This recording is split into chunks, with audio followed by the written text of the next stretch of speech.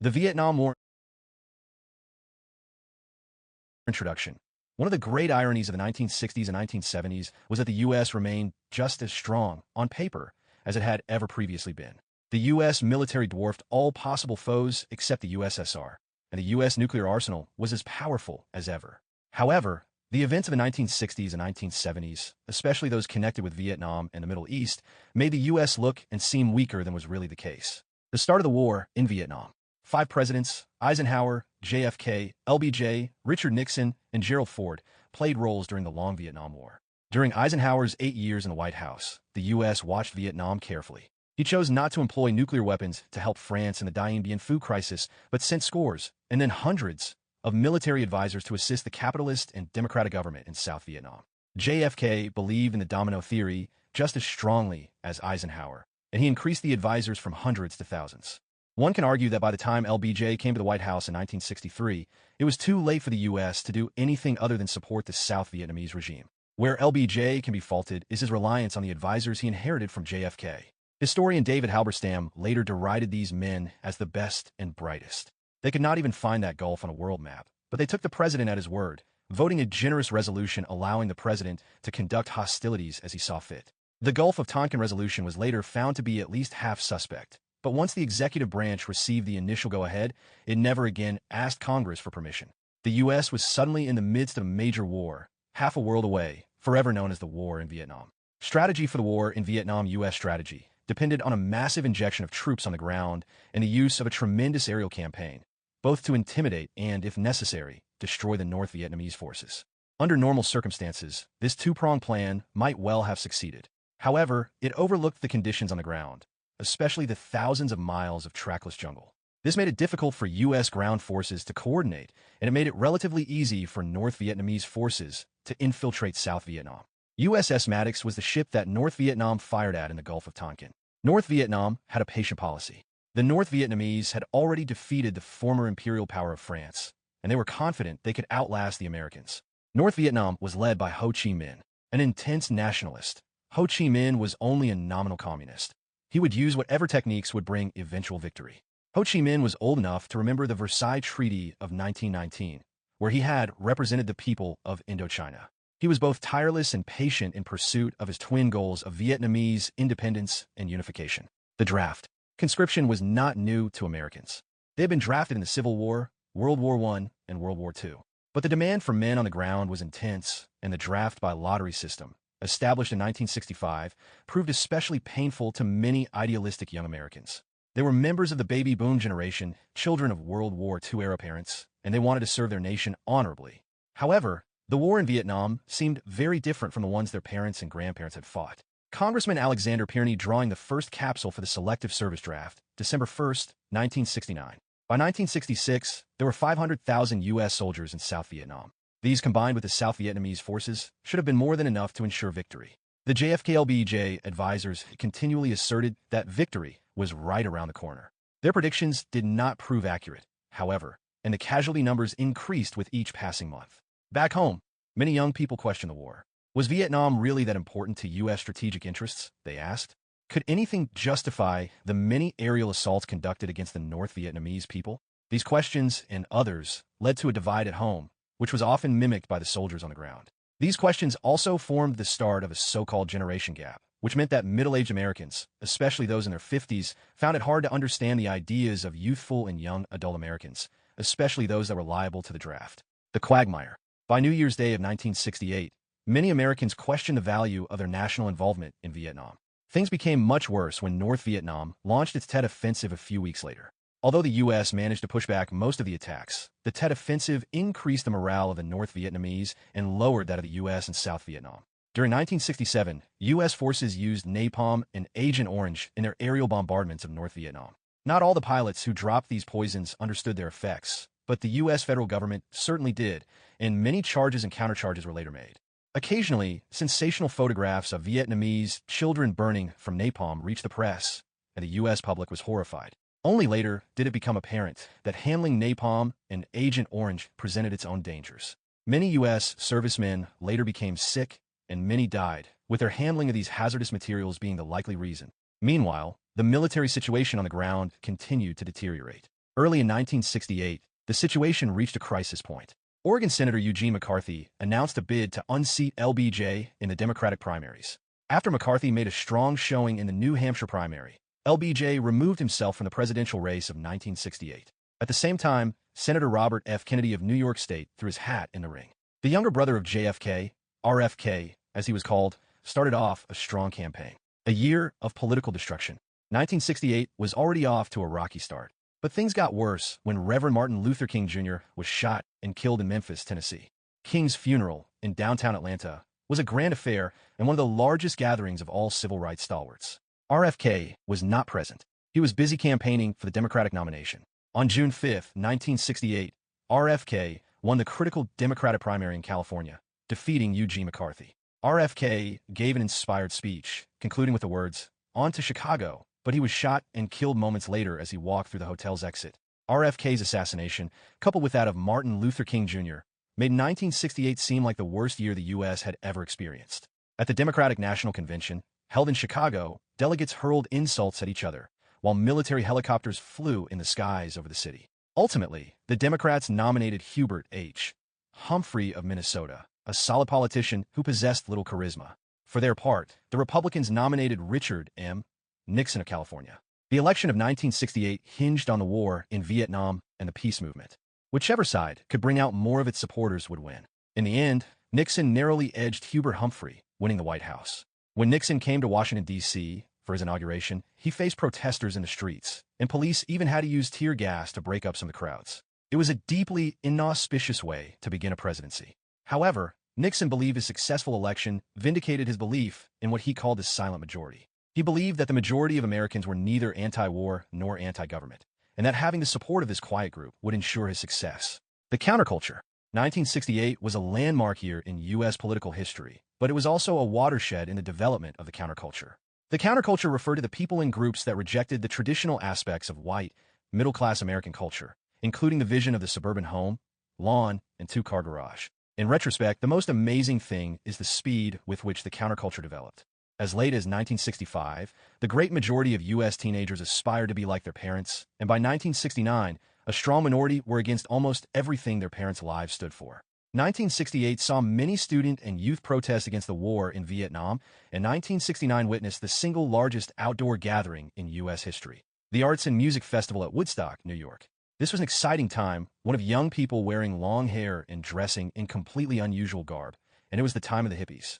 One of the most ironic aspects of the counterculture was the juxtaposition of the moon landing with the Arts and Music Festival at Woodstock. On July 20th, 1969, humans walked on the surface of the moon for the first time, thereby celebrating traditional America, especially its emphasis on technological progress. Just 3 weeks later, 500,000 young people gathered at Woodstock to sing, shout, and listen to rock music, all of which served to show their disdain for traditional U.S. culture. A slow recovery. Nixon got off to a slow start as president. He was not a great speaker, and he had already lost the confidence of most Americans under the age of 25. Accepting this, Nixon aimed his programs and policies at Americans aged roughly between 40 and 60, and though it took time, he managed to win many of them over. Foreign policy was Nixon's strong suit. He had been vice president under Eisenhower from 1953 to 1961, and he had come to know many world leaders. He continued to use a personal approach to diplomacy, and he also sought to find a middle ground in Vietnam. Nixon never pledged to remove all troops from Vietnam. Rather, he held out an olive branch, saying he wanted to reduce the U.S. troop presence. This method worked rather well, and the all-time peak of 500,000 American soldiers slowly scaled down at the end of the decade. On the opposite end, Nixon announced a new set of aerial assaults, nearly all of it directed at the nation of Cambodia. Located to the west of Vietnam, Cambodia was often used by North Vietnamese troops who then infiltrated South Vietnam. Nixon ordered a set of bombings that certainly reduced the number of North Vietnamese in the region, but also won swift condemnation from humanitarian groups around the globe. By 1970, the war in Vietnam still went on, and Nixon risked becoming as unpopular as LBJ before him. Nixon in China. Nixon had long been known for his strength in foreign policy. Knowing this was his strong suit, Nixon surprised both the U.S. public and the world by making a one-time visit to the People's Republic of China in 1972. He met with Mao Zedong and Zhou Enlai, and visited many sites, including the Great Wall of China. This was the first time any U.S. president visited China, and it inserted a wedge between China and the USSR. Knowing he had made a good beginning, Nixon then used his new leverage to influence Russian-American relations. Détente in 1973, Nixon entered trade negotiations with China. He then proposed a series of meetings with Russian Premier Leonid Brezhnev. Nixon and Brezhnev met several times. They did not always like or trust each other, but the two men instituted a series of agreements known as the Strategic Arms Limitation Agreement. Under SALT, both the U.S. and the USSR agreed to limit their development of new weapons, especially those in the nuclear arsenal. Journalists used the French word détente to describe this new phase in U.S.-Russian relations, and Nixon, again, demonstrated his skill in the larger world. He won re-election in 1972. The Watergate scandal. Given that he won re-election overwhelmingly in 1972, Nixon seemed primed to be one of the most effective modern presidents. However, his momentum was quickly derailed by a scandal largely of his own making. In August 1972, several Republican Party stalwarts broke into the headquarters of the Democratic Party, located at Washington's Watergate Hotel. The summer and autumn passed without any serious repercussions, but by the spring of 1973, it was apparent that the administration was in trouble. Nixon had long had a bad habit of surrounding himself with suspicious allies, and it was discovered that they had carried out the Watergate break-in. This was surely not enough to bring down the president, but Nixon made matters much worse by defending the criminals and denying he had any knowledge of their actions. The longer Nixon stonewalled, the more serious Americans' doubts became. A slim majority of the U.S. public wanted Nixon to continue his presidency. A vocal minority wanted him either to resign or be impeached. Nixon fired several prosecutors in the infamous Saturday Night Massacre, and he denied access to the tape. Congressional committees carried out televised investigations of the Watergate affair, and by the summer of 1974, it was clear that Nixon's presidency was in shambles. In July 1974, the Supreme Court handed down an 8-0 decision in the case of United States versus Nixon. The president's lawyers argued for executive privilege and the president's right to withhold certain materials, notably wiretaps of conversations. The Supreme Court ruled that no one, not even the president of the U.S., is above the law. The court's ruling made it certain that even more damaging and potentially embarrassing materials would emerge. The journalistic corps had been deferential toward JFK and respectful of LBJ, even at the height of the war in Vietnam. Some journalists clearly disliked Nixon, but the president made matters worse through his continual defiance of what many called the Fourth Estate. Two Washington Post reporters famously followed the money, and the trail led right to the White House. When Nixon did release many of the White House tape recordings, a significant section was found to have been redacted. Facing political foes on every side, Nixon went on live television to resign his office on August 7, 1974. The following morning, he and First Lady Pat Nixon boarded a plane headed home to California. Nixon was, and remains, the only person ever to resign the presidency. Vice President Gerald R. Ford. Gerald R. Ford was quickly sworn in as the 38th president of the U.S., proclaiming that the long national nightmare was over. Ford announced his intention to be a caretaker president, one who would heal the wounds caused by Watergate. But Ford committed one serious error. Just weeks after succeeding to the presidency, he issued a blanket pardon to former President Nixon. Protesters on the right shouted that Nixon would never have the opportunity to clear his name. Protesters on the left shouted that Nixon should go to jail and that the pardon was a flimsy attempt to cover up the truth.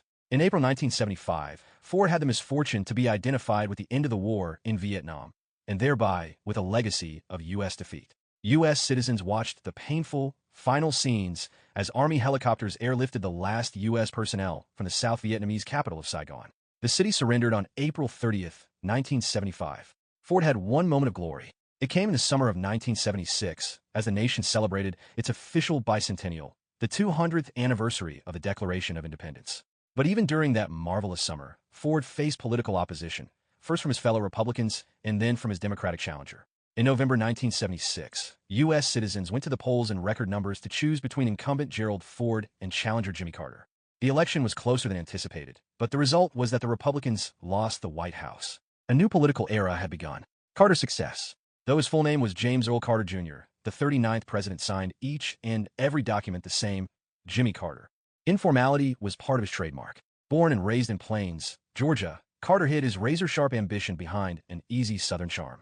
His was a lifetime of achievement, rising from peanut farmer to nuclear engineer and from Georgia legislator to the White House. Carter's administration started off with one moderate success after another. He had the wisdom and foresight to pardon virtually anyone for whatever crimes they did not commit during the war in Vietnam. His informal television chats with the nation were nearly as popular as FDR's. If the Carter administration had primarily been occupied with domestic policy, Carter would have been a smashing success. But he recognized that his success or failure will be determined by foreign affairs. The energy crisis. For years earlier, the U.S. had suffered badly during the Arab oil embargo. Sponsored by OPEC, the oil embargo of 1973 to 1974 exposed a deep weakness in the U.S. economy. Though the U.S. could outproduce any friend or foe, it was largely dependent on imported oil and natural gas. Lacking millions of gallons of crude oil per day, the U.S. could not function at a high level. Some observers questioned whether it could function at all, and the long lines at the gas pump in 1973 to 1974 suggested this might be the case. Knowing this, Carter sought to establish peace in the Middle East. In the election of 1976, Carter pledged to re-examine the treaties that had given the U.S. control of the Panama Canal. These were updated in 1978 with significant changes. The Panama Canal zone remained under U.S. control, but the land surrounding it was returned to Panama.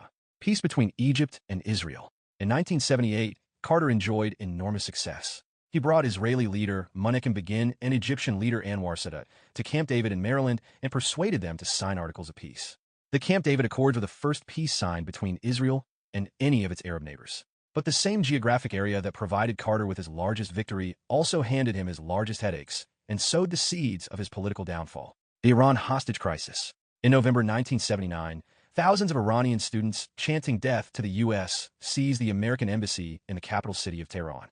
54 Americans were taken and held hostage, starting what is known as the Iran hostage crisis. In November 1978, very few Americans suspected or believed that the crisis would last 444 days. Many Carter critics have asserted that Carter was weak during the Iran hostage crisis, that he should have taken action and done so at once. In retrospect, it is difficult to see how any other president would have succeeded. Taking action against Iran would mean the almost certain death of the hostages. Carter could not take that risk, and even as he was bedeviled by events in Iran, Carter suddenly faced an even worse situation in Afghanistan. The Russian invasion of Afghanistan. In December 1979, the USSR suddenly invaded Afghanistan. Russian troops and tanks quickly seized and held the ground floor of the mountainous nation, while Afghan patriots held the heights. Though Russia would suffer mightily during its 8 years in Afghanistan, the early invasion was a strong success, and coupled with the Iran hostage crisis, it made the U.S. look weak. Memories of the fall of Saigon and the loss of the war in Vietnam were only 4 years old. The economy. The U.S. economy had never fully recovered from the Arab oil boycott of 1973 to 1974. President Ford had attempted, without success, to fight inflation. But the real crisis came in the second and third years of the Carter administration. Interest rates rose to 11 and even 12%, freezing most young would-be homebuyers out of the market. The unemployment rate reached 7%, and economists devised a new expression, the so-called misery index, to describe the situation. The misery index combines the unemployment rate with the inflation rate and the rate of interest offered by banks. When it reaches a certain cumulative level, it is almost guaranteed that the president or party in charge will be evicted in the next election. Middle Eastern oil. A second Arab oil boycott in 1979 again showed a fundamental weakness in the U.S. economy. Carter had no good answer. In fact, he stumbled badly when proclaiming that the nation was in a state of malaise. By early 1980, many voters turned off Carter, paying attention to his challengers. Senator Edward Ted Kennedy of Massachusetts was the youngest of the Kennedy clan. In 1979, he announced his intention, and in the spring of 1980, he contested Carter in the Democratic primaries. Carter campaigned strongly and won about 3/5 of the total primaries. But Carter failed to heal the inter-party wounds at the Democratic National Convention, and in November 1980, he faced both Republican Ronald Reagan and Independent John Anderson. The voters of 1980 saw it as a choice between Carter's pessimism and Ronald Reagan's optimism.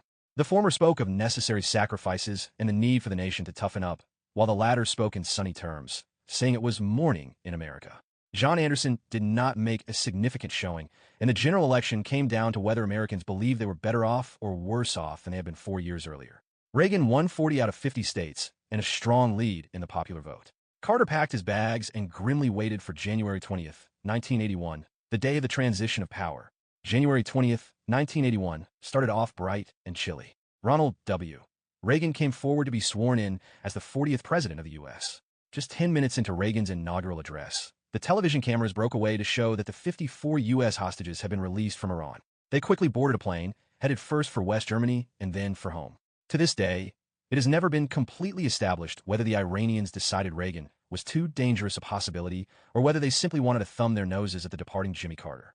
What was clear, right in that moment, was that Reagan was now in full control and that his early efforts would be buoyed by the sudden release of the men and women who spent 444 days in captivity.